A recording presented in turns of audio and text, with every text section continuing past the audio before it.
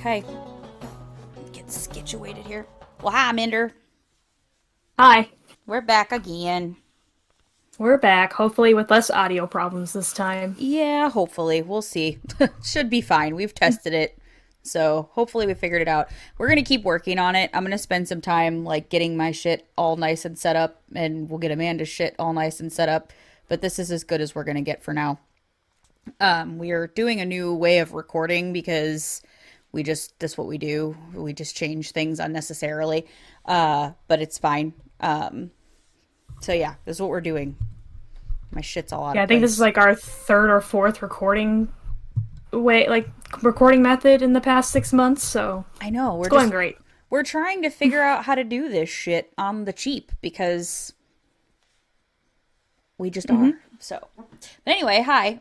What you're listening to is the Neurodivergent Convergence podcast. I am Nikki, and this is Aminder. Say hello, Aminder. Hello, Minder. Do the roar. I'm just gonna Taylor. say do the roar from now on, and you'll know what I mean. hmm Yep. Um, so yeah, so this is Aminder, and we are two neurodivergent. Why is that word hard to say today? We are two neurodivergent best friends navigating the neuroverse together. We come at you with our bullshit every Thursday. hmm This is Coming back our at you with my bullshit. experience as two late diagnosed neurodivergent women, and experiences are like assholes. Everyone has one. This is just ours because we're living in a hmm neurotypical world and we are not neurotypical girls. Nailed it! Fucking Nailed it. We nailed got it! it. Fucking nailed it this time. It was still a little off, but I nailed it. It's not a big deal. Huminder. We have not a ton of catching up to do, but were you were not as badly iced in as us, were you? No, it was like on the cusp of like freezing here, so there Gotcha. was still ice on the ground, and it's been raining a good amount of time today, but it's Mm, supposed to be in the 50s and 60s this week, so it's not going to matter. But it's supposed to right. rain for 3 days this week, so I'm just ready Lovely. to go. I like to go walk outside on my lunch, so I'm just ready to go be able to do that and not basically be out in a place where the air hurts my face. I'm So sorry. yeah, so I just kind of like sit at my desk and just read, and ignore people on my lunch, Yeah. but at least on walking, I get something accomplished. So Yeah. just listen to music and chill out. I feel that. But yep, but yeah, today like not too bad for weather. Just kind of gloomy, a gloomy day. Yeah. Well, we're iced in. I woke Mhm. up to a, excuse me, burp. Apologize. I woke up. They canceled school last night, and I was like, "What the hell's even going on?" Because I don't pay attention to the weather, because I don't know why, I just don't. And so I got a call. God, another burp. I'm sorry. At like 9:30 last night from the school, like the automated system call, saying they were canceling school, and I'm like, "Why? It's not even doing anything Mhm. outside." And then he was like, freezing rain, sheets of ice, death and despair. And I was like, okay, what? So I get on my weather thing, and sure shit, it's freezing rain. And I'm like, okay, cool, whatever. It's probably just going to be a little slickery. It's not a big deal. Wake up this morning and my shit's covered in a sheet of ice. Everything, everywhere, covered in sheets of ice. The road is a Everywhere, fucking all at sheet of ice. once. All at once. The road is a fucking sheet of ice. The trees are sheets of ice. The snow in my yard was a sheet of ice. My kitchen window was a sheet of ice. Lots of things icy. So we didn't go to work today because Mhm. shampoo ain't worth it. Ain't worth No, dying it for. ain't. But I So remember when I worked at Barnes and Noble and we would be open, um, like not necessarily like every single time that there was a bad storm, but when it got to the point where I'm like, maybe we should have closed, and it could be like absolute worst weather. We still have our regulars that come in mhm. to just sit in the cafe, get their $2 coffee, and just sit there for 2 3 hours. I'm like, you could have done this at home. Correct. You literally risked life and limb just to be here, to have to just sit and $2 read a coffee. book or yep, and to your $2 coffee they get every single fucking day. But whatever. It's your life. You can risk it however you want. So, I squirreled between several many things. Most of my day was ate up trying to figure out how to fix this audio file from last week.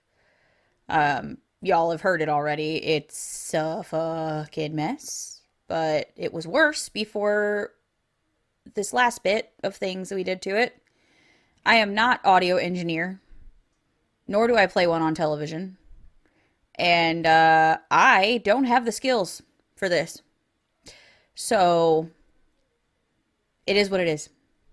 It's up. Yeah, it would have been different if we had like two separate audio files, which we can't really do, but if like we had two separate audio files and we could engineer one of them and not Right. basically mess with the other one. Because one of the things that I tried was that someone suggested was, oh, mess with the decibels and mumbo Mm-hmm. jumbo jargon stuff. And it's so I did that and it made it better, but then because it lowers the volume as a whole, it also made your volume worse. And And I'm mine like, was well, already low. So, mm-hmm. yeah. Yeah. Um, it's fine. It's fine. It's up. It is what it is. So, hopefully this week doesn't sound as bad. even even like famous like podcasters or YouTubers I've seen, they're like, sorry for the audio issue I had or the Mm-hmm. recording issue that I had. It's like, so if they, with their actual paid editors or actual millions of dollars that they have to spend on that stuff, mess up, then I feel like we're entitled to mess up every now Yeah. It'll be fine. It'll be fine. and then. Mm-hmm. Yep. But anyway, we should probably start. Yep. Sounds good. Okay. I'm mad libbing on the fly today because like I said, squirreled a lot. Thought I had these things done. Sure didn't. So, it's fine. It's really fine. We're starting late. I just hit my mic. We're starting late because I thought I had the AI story done. Didn't have that done either. So, welcome to my life today. Ma'am, what do you want from me? I'm going to try my best to give it to you. Okay. Give it to me good. Give it to Um, me I good. need I need a noun. Mm, honey goat cheese, because it's in front of me.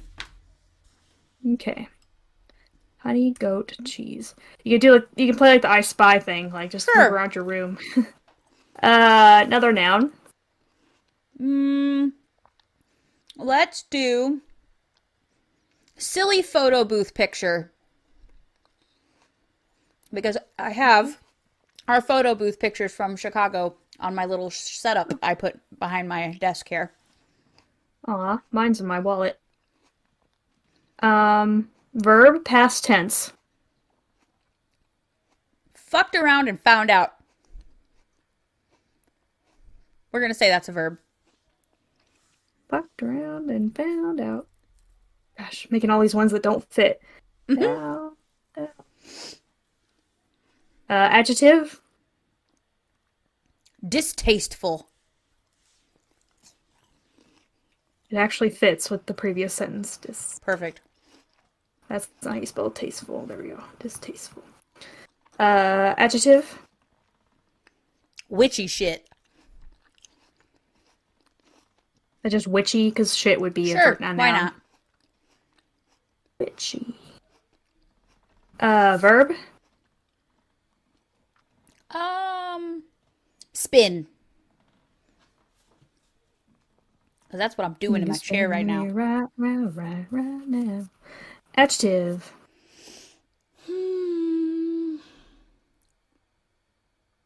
Rust colored. This actually makes a lot of sense. Does it? Okay. Yeah. Person in room. Fucking Jeremy. Jeremy. We haven't done fucking Jeremy in a while, so. No, because it hasn't asked for a person in a room in a while. Verb. Truncate. I don't even know what that means. Truncate. To make it something small, like to reduce or shorten or make smaller. or you know what I Gotcha. mean. Like it was Today's word of truncated, the day. meaning it's smaller. Plural noun. Investors. I don't know. Investors. Just popped in my head. Uh, two more. Adjective. Mm, sparkly. Sparkly. It's alliterative. And last one, verb. Kill. Oh gosh. I Okay, said that this one's menacingly. menacingly. Okay. So this one's called If Team Rocket Stole My Pokemon. Oh no. If I was minding my own honey goat cheese, wandering through Pallet Town, and Team Rocket jumped out from behind a silly photo booth picture and fucked around and found out my Snorlax, I'd be so distasteful. That You actually kind can't of hear her, at works. least. Oh Yep. no. Normally, I'd take my time getting my Pokemon back, but Snorlax was one of my first Pokemon ever. Plus, he's so soft and witchy. I'd spin after them right away. I'd throw every Pokeball I owned and get Gyarados, Bayware, and even the rust-colored Magikarp in the battle. I know it'd be a lot, taking on Jessie, fucking Jeremy, and Meowth all at once. I love it. You can't hear her, but she is laughing. At You least can't I hear can't me? hear her laughing. Not when you laugh, no. It just, I Oh. think your gains are so low. That's okay. Hold on. Bloop. That's better. Um, I know it'd be a lot taking on Jessie, fucking Jeremy, and Meowth all at once, but I wouldn't want Team Rocket to think they could truncate me around. Anyhow, I'd want Snorlax back. That's hard to say. I'd want Snorlax back so badly. A mixture of anger and investors would make me battle harder until all of Team Rocket and their whole sparkly school was left in rubble. I kill you, Snorlax! Oh my god. Silence! I kill you! I kill you! Oh shit. The end. You couldn't hear me when I was laughing, really? No, I could see that you're laughing, but I couldn't hear you laughing. Oh shit. Okay. Hold on. Let's take a small pause. Let me turn my input volume up just a little bit. Hold on. Let's see here. Just because that's not good. So. I can hear you talking fine, just can't hear you laughing. Do like 80. Okay. Does that sound any better? I mean, you sound fine. Just like I said, I wasn't picking up your laughing. That's weird. Okay. All right.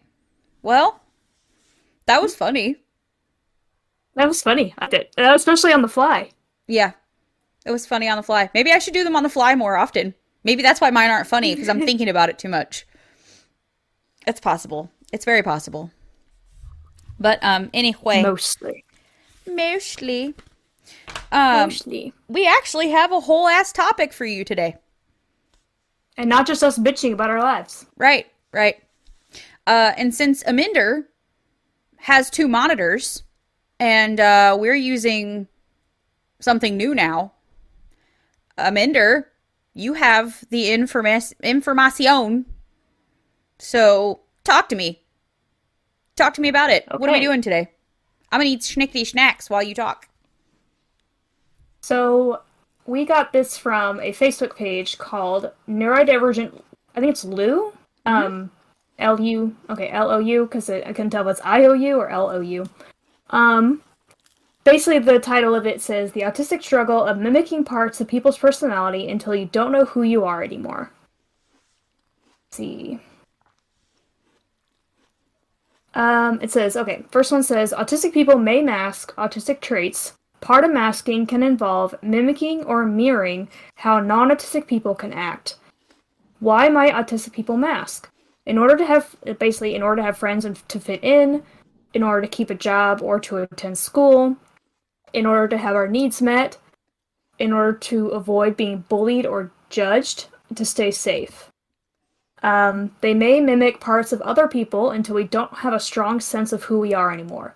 We may feel like we are just a collection of the traits, interests, mannerisms, and characteristics of others, as we may have masked for so long. Autistic people may not realize that we are mimicking other people and suddenly just realize just how much we have become like the people we are around. Although non-autistic people may mimic how other people act too, the extent of this and how often it is done may be less intense than for autistic people. Basically saying like, yes, you can't say everyone's a little bit autistic because everyone does that sort of shit, but it's like, yes, yeah, you're correct, but it's like just more in a tense way. Next one says, how might mimicking show up for autistic people? 1. Picking up other people's speech patterns / accent quickly. 2. Practicing copying other people's facial expressions in the mirror. 3. Copying the phrases / scripts other people use. 4. Developing the same interests as other people. 5. Mimicking how people act from TV shows or films.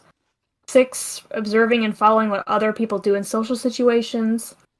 7. Copying gestures or body language. 8. Picking up elements of other people's personality / character traits. One way that this can show up in particular is mimicking how non-autistic people... Wait, what? That's not a complete sentence.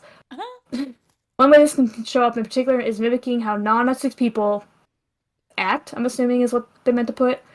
This can include the rhythm and volume of other people's voices as well as their accent. We may have a collection of different phrases or ways of saying different words picked up from the people around us.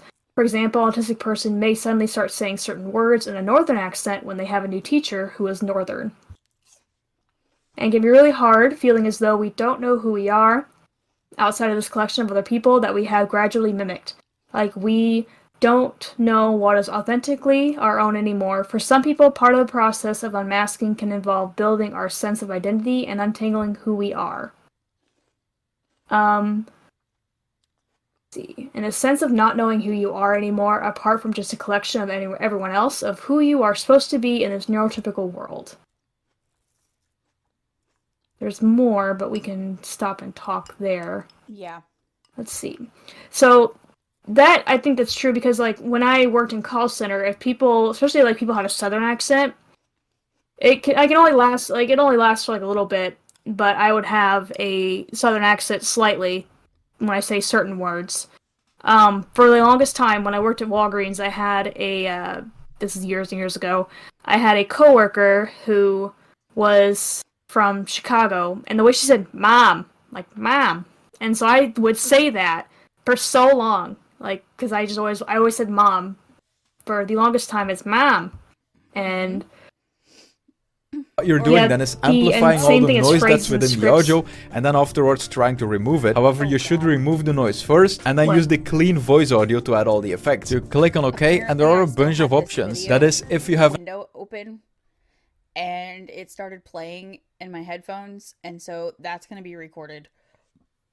So we're going to have to start over from the mom comment. Okay. I'm sorry. I had to, like, itch my ear, and I guess when I tapped my headphone, it played the video on accident. I'm sorry. Okay. So, yeah, like I said, so like when I worked in call center, and when people with a southern accent would call in, I might say certain words or phrases like them, at least for a little bit. I had a coworker when I worked at Walgreens who was from Chicago, and when she said "mom," like "mom," I said that for the longest time, said it that way, because I worked with her for over a year, and it took a long time for me to start saying "mom" again, like my normal accent.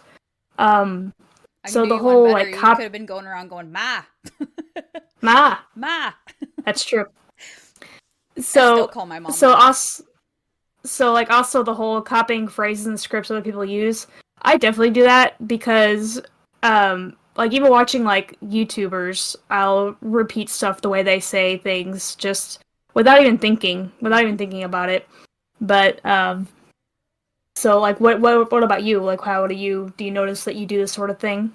Yeah, this was a big this is actually like kind of like a deep thing for me, but also kind of not at the same time. That's kind of why I wanted to talk. Okay, fuck you too, arm. Jesus, it just went bonk and hit the table. Excuse, don't do that. Sit still. So anyway, sorry. I sort of figured this out before I figured out I was autistic. Because I had like that. I've mentioned it before. I had that like whole like big breakdown thing in 2020. And one of the biggest things I sort of focused on during that time was that I did not know who the fuck I was. Like, I didn't know what I liked, what I didn't like, what I wanted from life. Did I even, enjoy doing certain things I did? Like, were my likes my own? Were my thoughts my own? Like, I very much felt like I was this strange amalgamation of all of the people and things around me, but nothing was really mine. Almost like, what are those things? What are the, is it, I don't want to say, it's not animagus. That's something else. What is the thing? Chimera? Yeah. Yeah, like that. I sort of felt like, to put it in a nerdy context, like a chimera. Like I was this stitched together thing that really had no, like, soul is like the weirdest thing to say, but like I didn't feel like my own person. I felt like you were stitched apart. You were stitched together personalities of other people. Correct. Where you kind of like lost your own. Correct. And even before all this, like when we were in high school, and this you can say this really about anybody, and I understand that, but like even when you had different like boyfriends in high school and college, like I remember I could always tell what kind of guy you were with on how you acted. Yep, how I acted. Like and I remember, like there was a certain guy that you, I won't say his name, but you were so proud in the fact that he knew, and you knew how to break into someone's house. Because, like, if they just had a simple lock on their door, like, well, you know how easy. I'm like, Nikki, you don't need to know that, and you don't need to tell me that how easy it would be to break into my house. I know. Like, I don't want to know. Okay. I know. I know. It was very dumb. I did a lot of dumb things. But yeah. And then when I dated another particular person, if you remember, my taste in music changed drastically. And my wardrobe changed. And we had that whole situation going on. But I also really never dated guys that went to our school either. So only like a couple. But yeah, anyway, besides the point. So yeah, I feel like I became whatever the people I was around wanted me to be so that I could fit in and be accepted and be liked and keep friends and things like that, because I just didn't know what to do otherwise. I thought that's just what you did. And then when you turn 30 years old and you realize you've done that your entire existence, and now you're in the middle of a global pandemic that no one knows how to navigate, and you are a mom and a wife, and you finally slow down long enough to look back on your life and realize you don't even know how the fuck you got here. Like, you want to talk about like existential crisis? That's really what it was. It was like I finally slowed down long enough to look at my life and realized how much of it didn't feel right and didn't seem like me. But also I had no clue what me even was. So I really had to like completely start over from scratch. And I will say the best thing about the last, at this point, we're approaching almost 4 years, because pandemic shit took hold around March and of 2020, and I feel like my nervous breakdown followed closely after, probably somewhere around April-ish, April, May. So we're almost to 4 years since that happened, and I feel like I have made a lot of progress in 4 years. I still have a lot of work to do, but I definitely feel like I have a much better sense of who I am now. And though I still do the subtle things like that, where like you mentioned, like hearing someone talk in a certain accent and then I start saying things like that, or picking up like the one from movies, like how someone says something from a show or from movies, and I'll sort of start talking like that and not realize I'm doing it. And I feel like a lot of our inside jokes are like that too. Like we've sort of formed our own language. Like we know what we're talking about, but nobody else does. And I know like a lot of neurotypical people probably have that too in their friendships, but I feel like it's much more prevalent when it's with probably with neurodivergent people when it's based on like a nerd thing, you know what I mean? Or like a fascination, a similar obsession or hyper focus on the same likes, you know? So like we have our little language that we've developed, and I don't know. I do. It was just interesting to me because I didn't realize that this was an autistic thing or a neurodivergent thing. Like I didn't realize that that's what this was. I thought I was just like I said, I found all this out before I knew that I had ADHD and well before I figured out I was autistic. So I just thought there was something wrong with me that because I didn't have my own personality. So do you think like part of the thing, and I don't know if you mentioned this, but part of the reason why the whole nervous breakdown right after the pandemic, and I was also that was after Jordan was gone, right? Yeah. Okay. So do you think part of it is because you were so isolated because you were a stay-at-home mom, you didn't have your husband around, you couldn't really go out and talk to people? Do you think that part of the reason why it's almost like you lost the source of at the time where you got your personality was other people? Yeah. So if you lost it, basically it's not like necessarily like an energy vampire, but more like a personality vampire. Like if you don't have those people around you, you're unable. Then you're kind of like you're nothing to mimic. You're kind of like stuck in your own little bubble. Mm-hmm. So I think that might have been part of it. Yeah. I've never thought of it that way before, but that's very observant of you. I think that's probably exactly what it is, but I never really thought about that until now. But that makes a lot of sense. I had nothing. You didn't have a mirror. You didn't have someone to like bounce off of to get like to mask around. You didn't have someone to take cues from. Basically, you were just alone because you had your children, but your children get it from you more than you'd get from them. And it's funny that you mentioned that because I do remember too, sort of during the pandemic, I started watching a lot of homesteading 20,000 kids YouTube channels where they like have all these kids and they homeschool all of them, and like they have all these cute curriculums and make all these frugal meals and shit for all these kids. And like I wanted to start like doing the same homeschool curriculum they were doing and all that shit, because I think I was, now that I think about it, I think I was searching for something to emulate, someone to tell me how to behave right now. How to act. Yeah, because I don't know. And that is actually sort of like revelatory. So that's very weird because I really didn't think I was coming to any conclusions today. Okay, I didn't think we were ripping this back is a therapy session, damn it. Therapy session layers right here, you know? Like, but yeah, I think you're right. I think I was searching for, I used to say, and still do sometimes, like, what is the right answer? What is the right way to do this? What is the... Because that was also around the time you're doing, like, all your essential oils and all the... Well, that like was after. That was after essential oils. But essential oils was, like, the year prior to that. I had just sort of stopped doing them. Like, I was still using them, but I wasn't MLM pushing them anymore.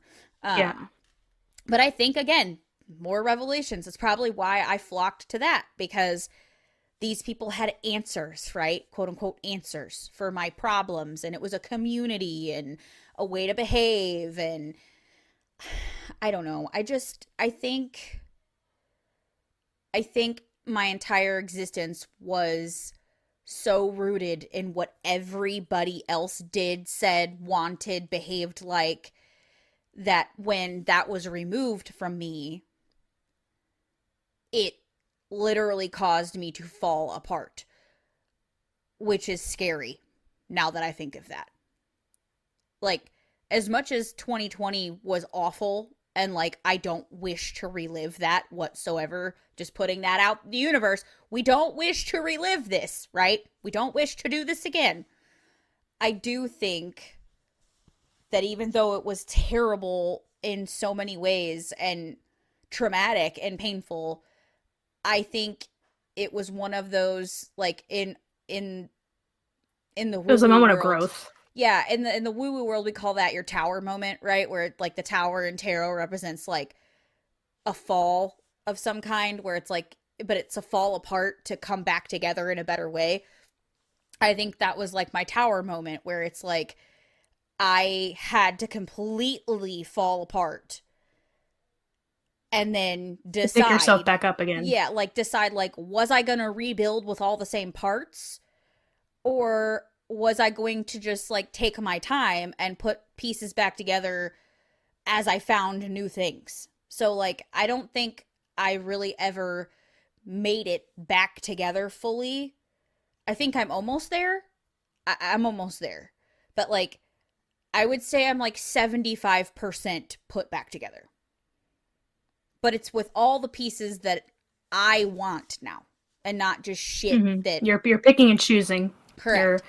Yeah, correct. So I've noticed that, like, if I like something, it's because I like it. And I'm no longer like when I shop for clothes, I don't shop for clothes based on what I think should look right on my body, or what I think should go together, or what I think is trendy, or anything like that. I buy clothes that I think when I put that particular piece of clothing on, I'm going to be comfortable in it, and I'm going to like how I look. And that's it. Me, not anybody else. Like, I don't give a fuck if you think I look cute. If I don't think I look cute, I'm not wearing it. And if I do think I look cute, I'll fucking wear it.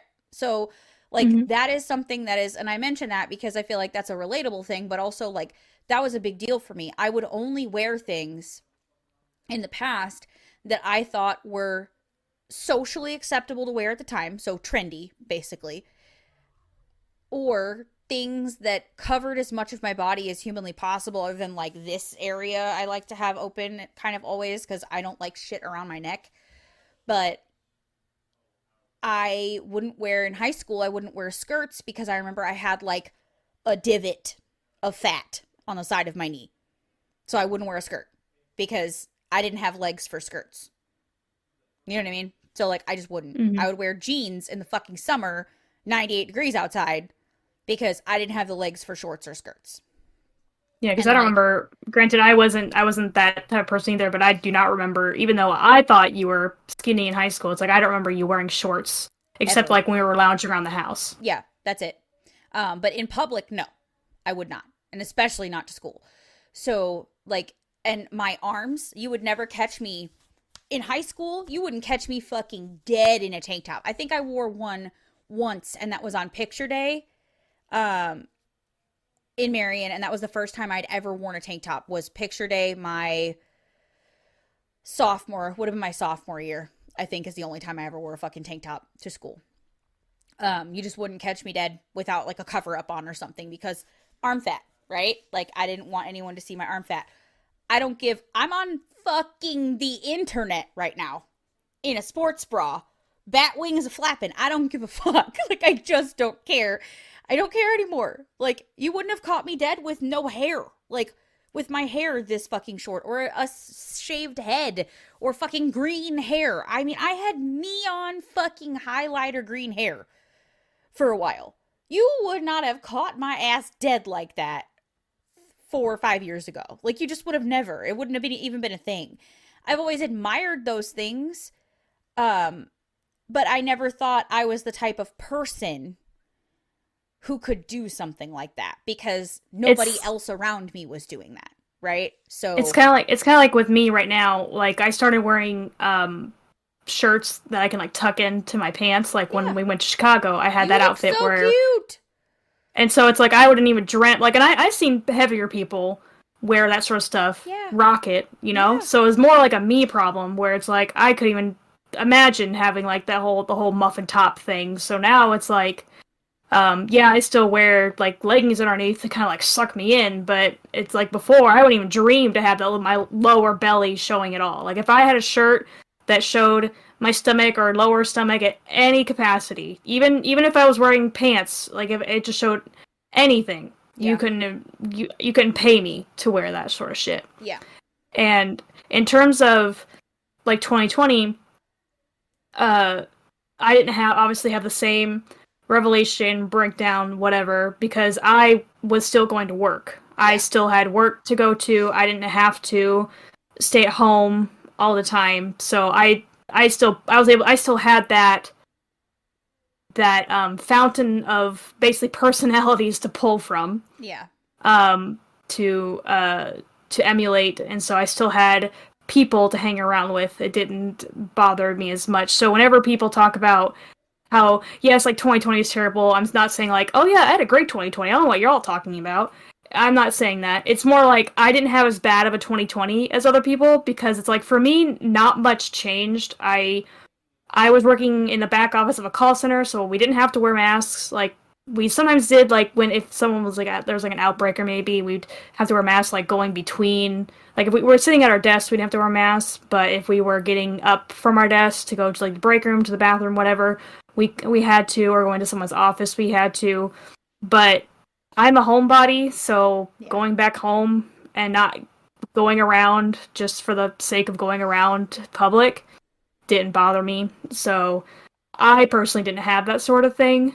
But I can see why other people did.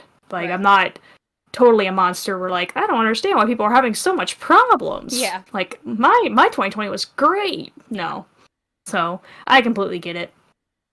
Yeah, so I just feel like, for me, it's been a lot of self-discovery. It's taken a lot of self-discovery to, and unfortunately, a complete mental breakdown, to figure out that I didn't have my own personality and that I needed to find out who the fuck I was. And at minimum, what the fuck do I like and what do I not like? Do you know what I mean? Like, anything, pick a fucking thing. Like, do I actually like to watch certain types of television, or am I just watching it because someone I know told me I should? Do I have even like certain colors? Do you know, it's just down to the dumbest shit. Go ahead, I'm sorry. No, you're fine. I have a very particular story for that. I remember when Avatar: The Last Airbender first came out, we were in high school. It came out in 2005.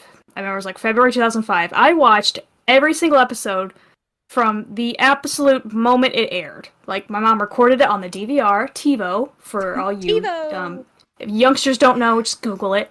We had TiVo, so my mom would record it. I remember being so embarrassed. Like, I didn't tell anybody that I watched it. I remember specifically, this is such, I don't know why, it's not necessarily a core memory, but it's something that I particularly remember. When you and Rachel were over at my house, I forgot what season, what year, whatever it was, but you guys were at my house, and my mom, it was the year that we had to make piñatas for Spanish class. Okay.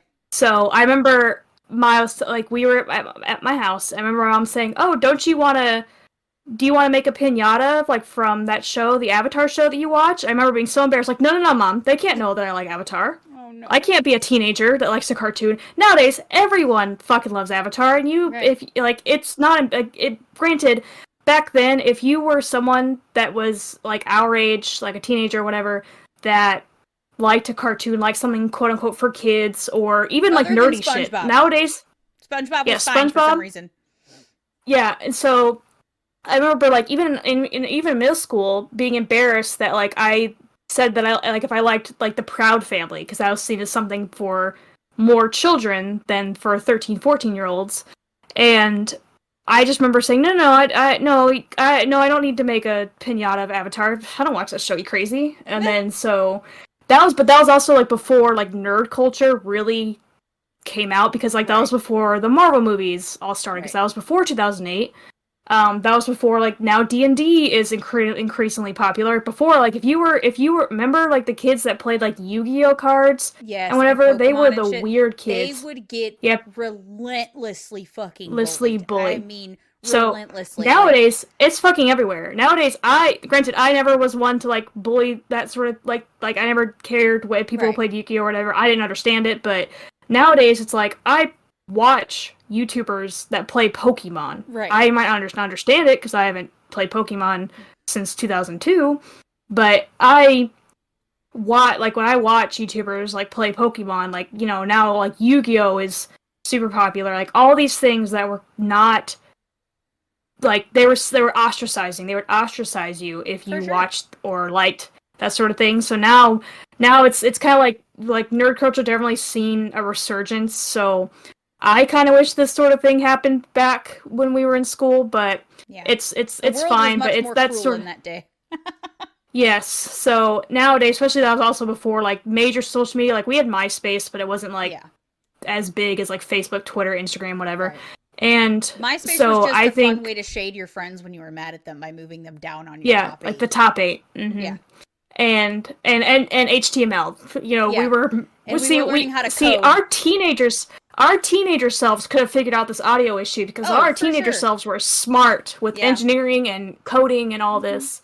But so that's my sort of thing. It's like I had to hide what I liked, like truly liked, just to prevent from being bullied or like, you know, that sort of thing. So guys, I feel like I never really liked age appropriate things. So that's kind of my story. It's like, no, now I don't really care if people know that I like same thing with like the whole, like we talked about weight and looks and everything. Like now, like I've outright told people on here what I weigh. Yeah. Before, you wouldn't catch me dead telling people what I weigh. And so, like, even, like, my closest friends didn't know, like, how much I weigh for, like, the longest time. But now it's like, I weigh 175. Yeah. I got up to 300 at one point. I weigh 175 now. Yeah. So, nowadays it's like, I don't fucking care. You live one life. It's like, okay, so some rando on the internet's gonna be like, you fat cow. It's like, okay. Yeah. I haven't been called a fat cow since 4th grade, so what else you got, buddy? Right, try again. Like, we could go on about the weight thing too. I feel like that's another thing that I got sucked into a lot as, like, especially the stay-at-home mom life, right? Everyone was on a diet. Everyone was either working out at some gym or doing yoga at home or Pilates or on Beachbody. Beachbody was a big one in the stay-at-home mom world. But, like, no matter how hard I tried to fit in any of those things, whether it be the MLMs or the homeschool life during 2020 or even before then, I never quite fit anywhere. Church life wasn't for me. Like, no matter what I did, I never actually made any real friends or any real connections. And I could never figure out why. Like, I never figure out why I could not connect with people and keep friendships and connections. And it was because I was not being authentic. And I think people can tell, right? Like, people, for the most part, can tell when you're not being yourself and when you're not being authentic, even though you're not meaning. Like, I didn't know I wasn't being authentic. I just knew that, like, when you hang out with people, you have to find things to talk about. So you start learning about things that they know so that you can have something to talk about them with. And I think when you're not genuinely interested enough in those things, and you're just doing that so that you can have some common ground because that's what your brain is telling you have to do to be a friend, I think it comes off as inauthentic. And it's difficult to connect with inauthentic people. So I think there was always some weird barrier that I never could explain as to why I couldn't really form any real friendships in these spaces in which I really didn't fucking belong, right? And really didn't need to be in. But I was just so desperate for some sort of connection that I was continuing to do things anyway. And it's kind of sad and kind of scary all at the same time. But do you do the thing, I mean, Probably not, but I feel like I do the thing too where it's like once I am in a new thing or in a new group, or I did do a thing, I guess I should say. I don't really do it anymore, but like I would do the thing where it's like, that's my friends now, and that's my life now, and everything about this is me now, and like I have to dress like them and talk like them and go where they go and do what they do, and it's like you just buy all the way the fuck in. Like all the way the fuck in, and then you, like I said, you just look around and you're like, what is all this? Like, who the fuck am I? And when it all goes away, you're just like, okay, now what? You know, I did everything. I think that was a lot of the reason for my depression too, because it's like I did all the things. I did all the things right. I bought all the clothes. I read all the books. I went to all the Sunday school classes and all of the fucking Bible studies and the beach body virtual meetings and all the things, right? I always did everything, and it never really worked out for me. And I never could make any friends, so. I don't know why this like made me think of it, but it was one time I went up to visit you, and this is when you were going to church and all that.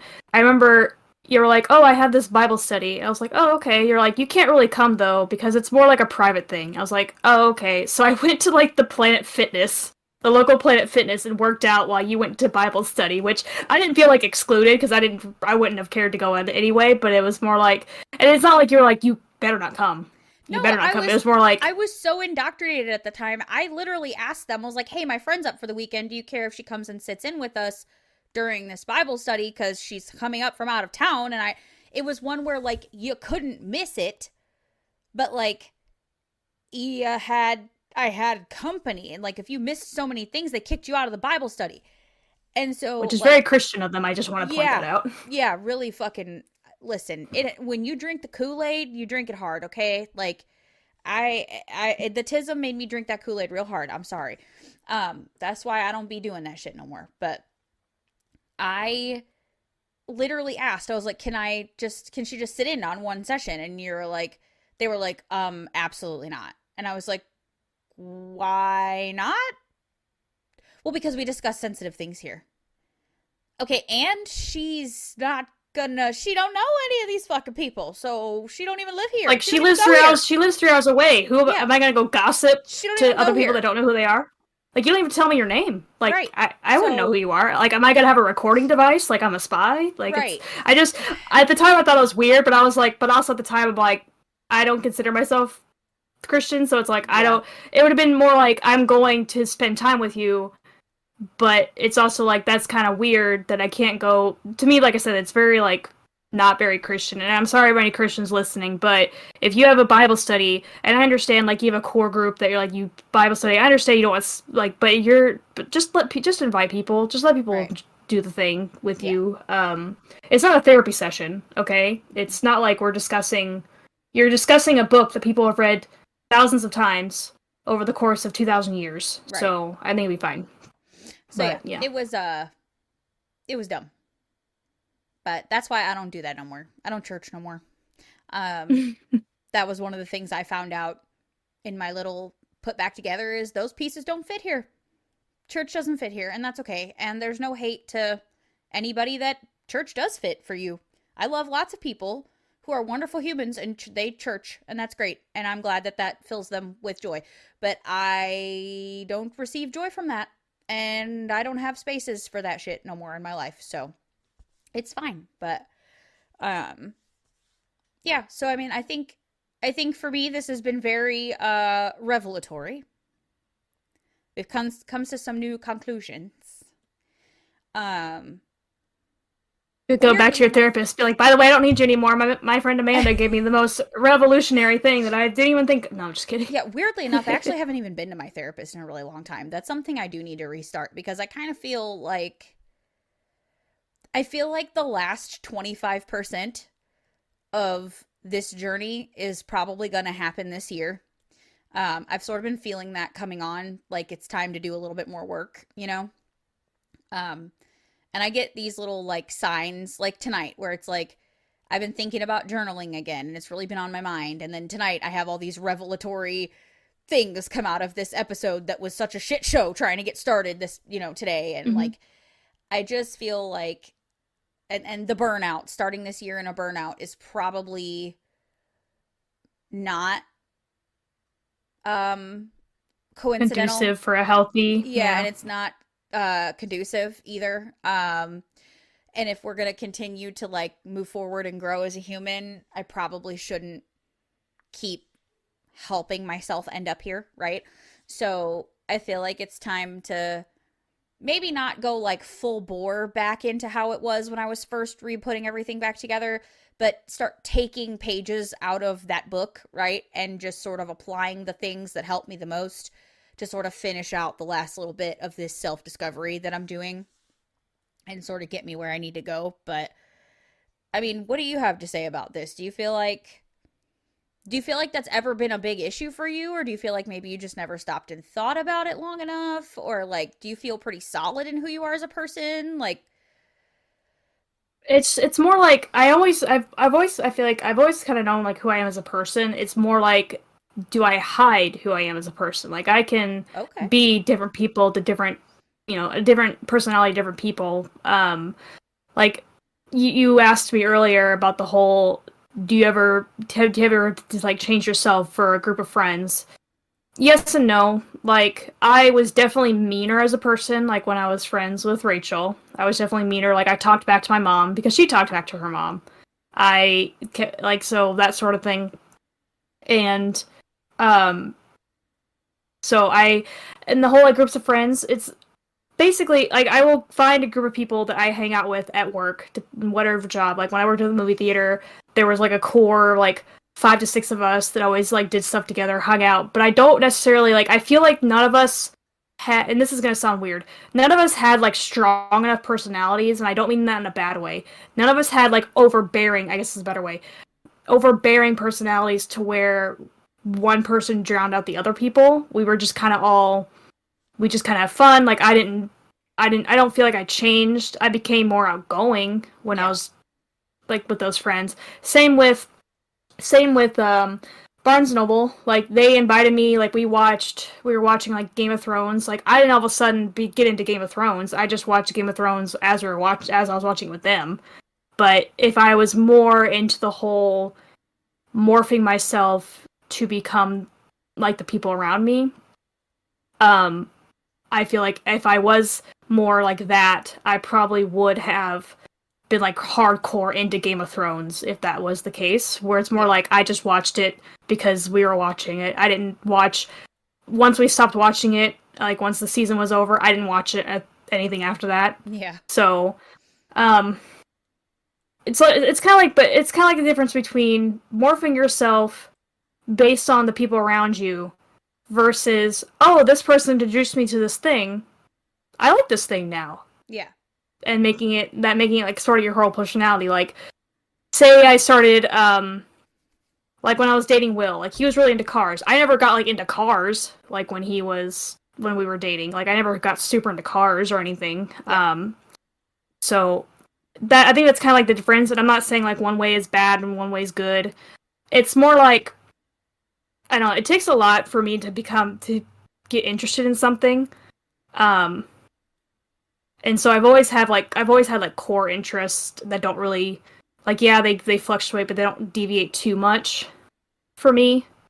Mine is more masking how people say things, how people, like the whole accent thing, how the phrases thing. So mine's more like that and less of, I started hanging out with these emo, like I have an emo friend now, I'm gonna dress emo. Yeah. Like, that's never been really me. I was always the kid that did, like, with my cousins. When I hung out with my cousins, whatever they were into, I was into. They had a goth phase, I had a goth phase. Like, if they were playing a certain video game, I was playing that certain video game. If they liked certain music, I liked certain music. So it's like, I've always done it with everyone I've ever known since I have a memory of being able to, like, have memories of being with people. So it's, I guess we're very different in that way. It's like you are much more solid in who you are as a person and might just be a little more scared to show that true side, as to where I just straight up did whatever everybody else was doing because I didn't know what else to do. So like I morphed to people and you sort of hid. You morphed based on, you masked your interest based on who you were around, but you didn't change your interest based on who you were around. Right. If that makes sense. Yeah, it's kind of like Mark and I have always played video games growing up, but I might not necessarily have told people that I liked video games. I just never didn't like video games because I was with people that also didn't like video games. Right. Like I never stopped liking video games just because I was with people. I just didn't tell them that I liked. Yeah. I just didn't tell them that I liked video games. It's kind of like us, like as like wrapping up. It's kind of like us as a friendship. I feel like neither one of us took on the personality of the other. Mm-mm. Like when growing up, I feel like you never. Maybe it's because I don't have an overbearing personality. Like you never like really started acting like me or anything like that. Like we like the whole YouTuber like or just inside jokes that we have, but that's not necessarily the same thing. Yeah, that's so, just and I based feel like on relationship that we have and like common interest. I think. Like. But yeah, so, I agree. I don't think we've ever really morphed. I think we've might behave similarly from time to time because we have our inside jokes and things. But I agree with you. I think it's more of a just because we spend a lot of time around each other and have a lot of years under our belt together, so we know a lot about each other. But I don't think I've ever really become you and you've never really become me or taken on my interest or things like that, other than when I forced you to do this. But you're like, I had this interest, like, now you're gonna do it now. Miraculously listening to podcasts and shit. Like you do one, but you don't necessarily listen to a bunch of them. Like I listen to podcasts all the time. You kind of don't. So like, and you watch gameplay videos all the time. I don't. So like, I like playing video games, but I don't enjoy the same kind of YouTube stuff you do, other than like a couple of creators I like that you watch. Jacksepticeye is funny. I like it because it's funny. But like, yeah, I mean, our YouTube history is very different from each other still. You know what I mean? So, yeah, like we will basically, if we're together and we watch something on the other's YouTube, we will mess each other's algorithms up we will so much. Algorithms up. So like generally, I just watch whatever's on yours because I do like the things that you watch. It's just just not on your own time. Yeah, just not what like I you wouldn't watch like pull something up. Yeah. So I think that's interesting because I wonder then if that means that we feel safe enough around each other to not have to do that. I'm wondering if it's like masking sort of is like a safety net, like a defense mechanism kind of thing, I feel like sometimes, because we don't know what to do, so we're looking to those around us to figure out what to do, even if it's as simple as like how to interject into a conversation or what to say in this moment or what simple things instead of just morphing completely into other people. But I wonder if that just speaks to like the amount of safety we feel with each other because we don't have to do that around each other. Just thoughts. Yep. I get it. Yeah. That'll do, pig. That'll do. That'll do, donkey. That'll do. You took me to church, ma'am. Take me to church. Sorry. That's such a good song, though. Really, it is. Anyway, definitely not a church song for those who don't know what we're talking about, but it's a good song. We're done, I think. I think we're done. Yeah. I feel it. Yeah. Once we get to the coming in the air tonight. Hold on. All right. We're done. When I start singing, it's over. So if you're sticking around for Jeremy, give me a minute. Let me run down the socials. Everywhere socials are platformed, we are at the NDC podcast. At THENDC podcast. Everywhere socials are platformed. If it's a social platform, that's where we are, and that's what we're on. Yeah. Also, if you want to come and talk to us on the show, we would love to have you. Send us an email at thendcpodcast@gmail.com. Everything is linked in the show notes. If you want to tell us we're assholes, you can also do that there. Or that we suck, or whatever. Just email us, okay? I think it'd be cool to get an email from somebody. Anyway, also, we have a Discord. You can come chat with us over there. Us and Ray. It's a good time. We're trying to build that community over there. We can have a chitty chat on the Discord. What else, Aminder? What am I forgetting? Like, I don't know. Comment, subscribe. Your comments are a sacrifice to the algorithm gods. And if you do not make that sacrifice, they will kill us. Just kidding. They won't. But they probably won't push our content out. So, there's that. Leave a comment, like, subscribe, share. And if you have memes that you'd like to share, yes. Just what? You're like, oh yes, I thought you were gonna continue. No, I was letting you speak. I was just agreeing with you. Hashtag if the meme fits, share it. Is that it? Yep. Okay. Hashtag if the meme fits, share it. Yep. It's an unnecessarily long hashtag, but it's fine. For a reason. For a reason. For a reason. Because that way we know only the real reals are putting things there. Mm-hmm. We know who you are because you know what it is. No cap. I gotta get my boomer in. I gotta get my Gen Z slang. It's getting to that time. It is. It's getting to that time. Good old Midwest goodbye. Well, it's time to move on. We gon' hit the transition. If you are leaving us, goodbye, we love you. We will see you next week.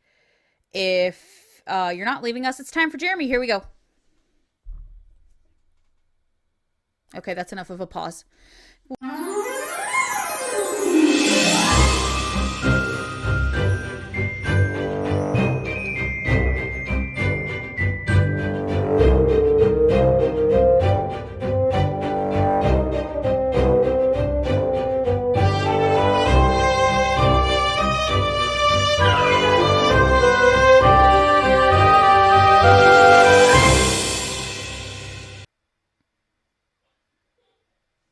So we're back.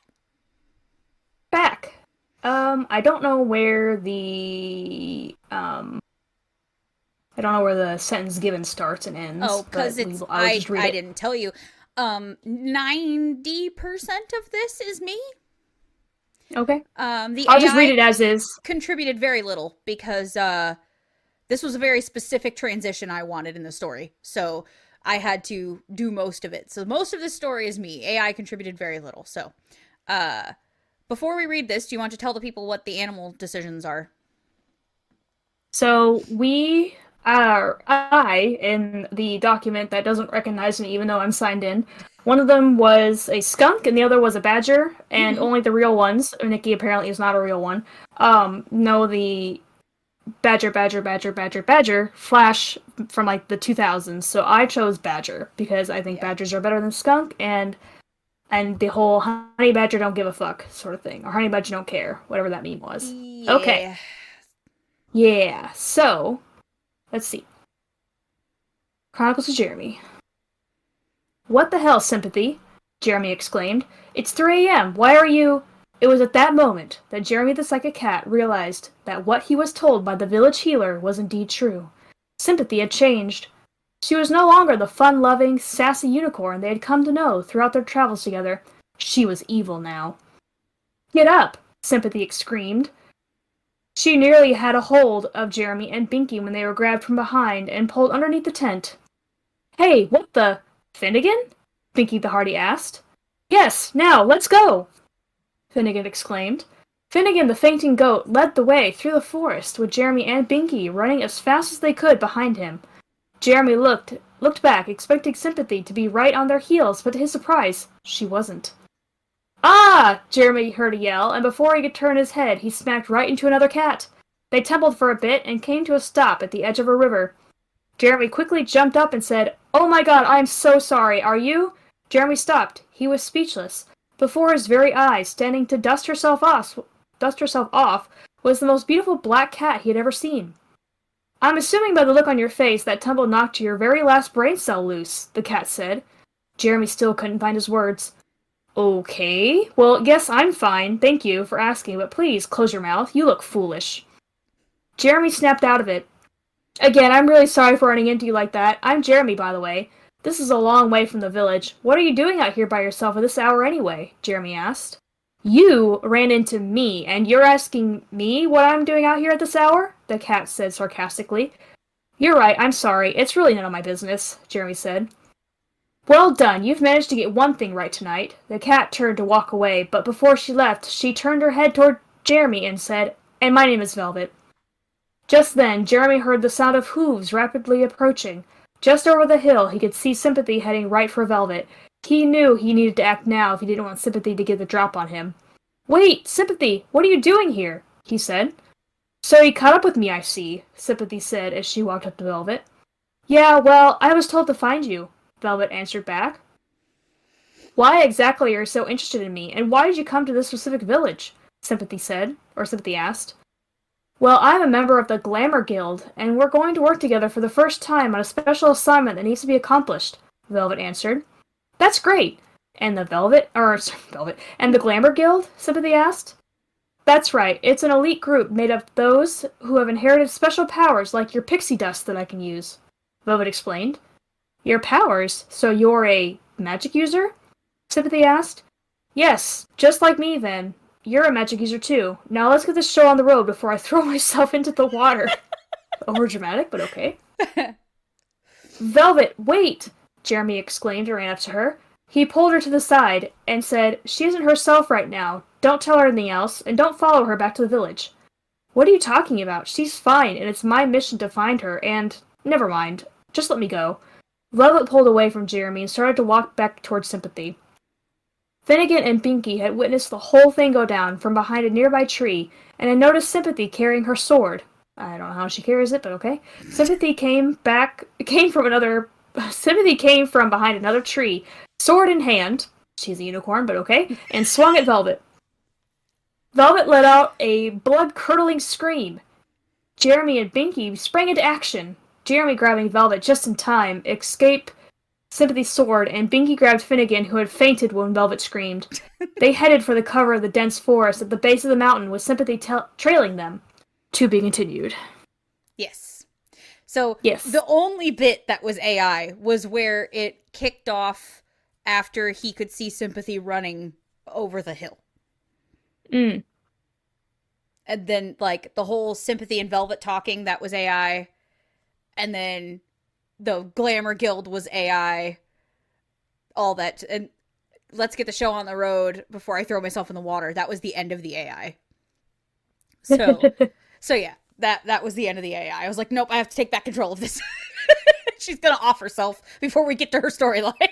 I know AI likes killing characters off. I don't know what it is. I think it just might be an omen to how AI is gonna treat us in the future. So probably remember, guys, warnings we should be heeding here. Be nice to Siri and Alexa. Yes. And I'm sorry if that just turned on one of those for you, but be nice to them. Say please and thank you and you're welcome. Mm-hmm. Like, just you gotta be nice to our robot overlords, okay? So they at least will kill you last. Yes, so. They'll at least take you last. Oh, or like maybe they'll Skynet. keep you around to help them out. Mm-hmm.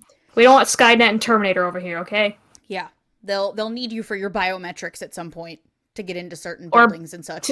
Or for us to be batteries. I don't know, like the Matrix. Yeah, they'll need our spawn for their evil bidding, so they'll keep us on, in strange little pods and such. Anyway, probably should pay attention to this shit. This was already done in movies several times by minds greater than ours. We never learn. We never learn. Anyway, that's Jeremy. So the sword, the whole thing with the sword. Do you remember, like, ages ago when I think it's the farting episode where she kept shitting herself? that she had a sword randomly all of a sudden. Do you remember that? Like, yes. It's the same sword. I was like, at first I was like, okay, she's just holding it in her mouth, but it said with sword in hand. I'm like, well, never mind. Yeah, because it makes no sense. I mean, none of it makes sense. So she's a horse and she has her sword in her hand because that's what they do. Mm-hmm. That's what horses do. Yeah. The dog is scratching at the door for me to let her in. She's over my bullshit of being locked out of her room.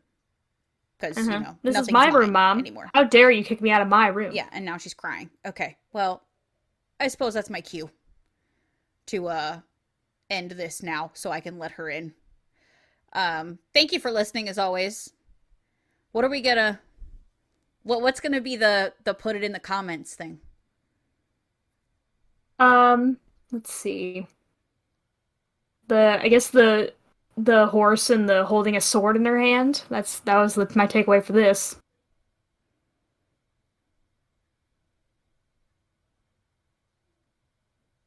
We could do Black Velvet.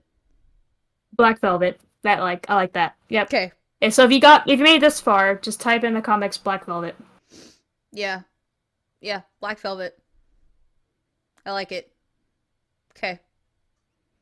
Remember I said Velvet. We were thinking maybe Velvet could be like a love interest of Jeremy's. Mm-hmm. Velvet from the They've already had their meet cute. They got their meet cute. Meet cute. Yep. Cute. I had to give them a meet cute. Mm-hmm. I did. Because all of those fantasy shows have a meet cute. So. Mm-hmm. And I always like it to where like it seems like the girl wants no business with the guy. Yeah. Yeah. But then it's like all of a sudden she comes around and he's less of a goof. Yeah. So. Oh, he's never going to be less of a goof. It's fucking Jeremy. So she'll just tolerate it more. Yeah. She'll just learn to tolerate it.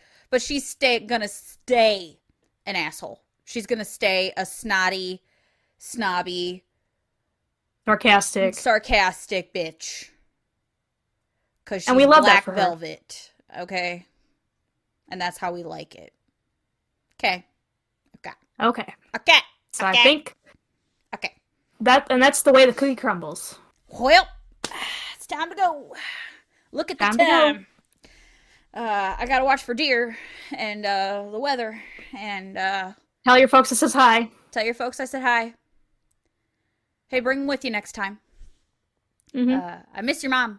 I haven't seen her in ages. She still make that killer French velvet donut? I don't know what the fuck ever. She makes a weird shit that a Midwest mom makes that nobody else in the world knows what the fuck it is. Yeah, that. Insert Midwest goodbye here. We love you, and we'll see you next week. Goodbye. Bye. Goddamn buttons. Okay.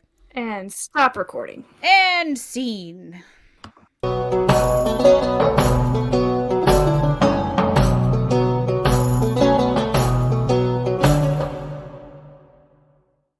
You're a badger in the AI story. Badger, mushroom.